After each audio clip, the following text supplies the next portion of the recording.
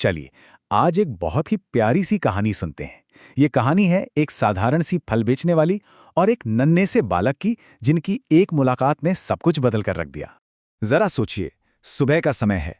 नंद भवन के बाहर एक बूढ़ी अम्मा की आवाज गूंज रही है।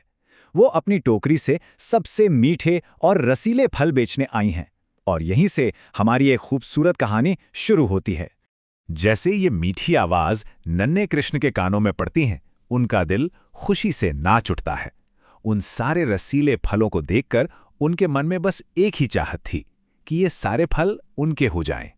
बस अपने छोटे छोटे कदमों से बड़ी मासूमियत के साथ वो दौड़कर फल वाली के पास पहुंच जाते हैं।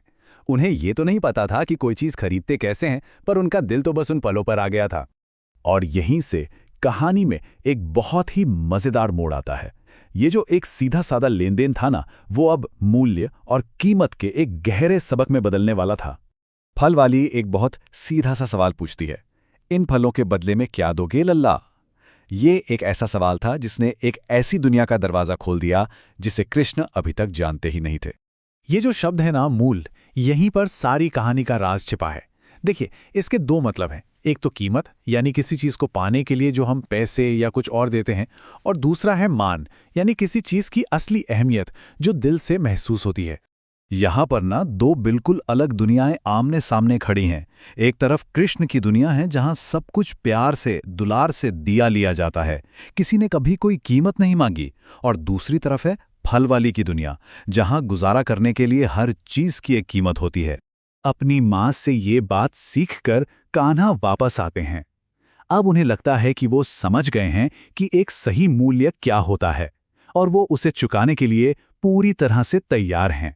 तो अब आता है वो पल जो सब कुछ बदल देने वाला था। कृष्ण अपनी तरफ से पूरी कोशिश करते हैं कीमत चुकाने की, लेकिन जैसा उन्होंने सोचा था वैसा कुछ भी नहीं होता। अपने नन्हे नन्हे हाथों में वो जितने चावल के दाने ला सकते थे ले आए, पर ज्यादातर तो रास्ते में ही बिखर गए। बस कुछ दाने बचे थे और उनकी आंखों में एक मासूम सी माफी थी।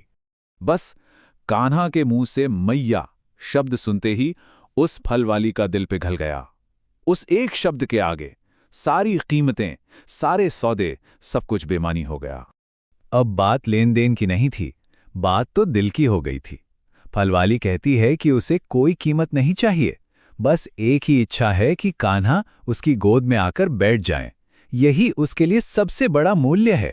फल वाली वहां से अपना दिल खुशी से भरकर चली तो गई, लेकिन उसे क्या पता था कि उसके इस निस्वार्थ प्रेम के बदले उसे क्या मिलने वाला है। एक ऐसा चमत्कार जिसकी उसने कभी कल्पना भी नहीं की थी। जैसे ही वो आगे बढ़ी, एक के बाद एक अजीब चीजें होने लगीं। उनकी धुंधली आंखों को साफ दिखने लगा, थके हुए शरीर में जैसे जान आ गए, और उनकी खाली टोकरी अचानक बहुत भारी हो गई। जब उन्होंने अपनी टोकरी में झांका तो उनकी आंखें खुली की खुली रह गईं। जहां कुछ देर पहले फल थे, वहां अब बेशकीमती हीरे, रत्न और मोती चमक रहे थे। तब उन्हें समझ आया कि ये इनाम सिर्फ आज का नहीं था, ये तो उनकी सालों की भक्ति का, हर रोज निस्वार्थ भाव से मंदिर में चढ़ाए गए फलों का नतीजा था। और ये चमत्कार हमें कहानी की सबसे बड़ी और सबसे गहरी सीख की तरफ ले जाता है। इतने सारे हीरे मोती देखकर भी फल वाली को एक बात साफ समझ आ गई कि कान्हा को अपनी गोद में लेने का जो सुख, जो एहसास उन्हें मिला था, उसके सामने इन रत्नों और मोतियों का कोई मूल्य नहीं था। वो एहसास ही असली दौलत था। तो आखिर में उनके प्रेम को सिर्फ दौलत का इनाम नहीं मिला, बल्कि एक ऐसी समझ मिली जो किसी भी दौलत से कहीं ज्यादा कीमती है। दिल से दिए गए भाव का मूल्य दुनिया की किसी भी चीज से कहीं बढ़कर होता है।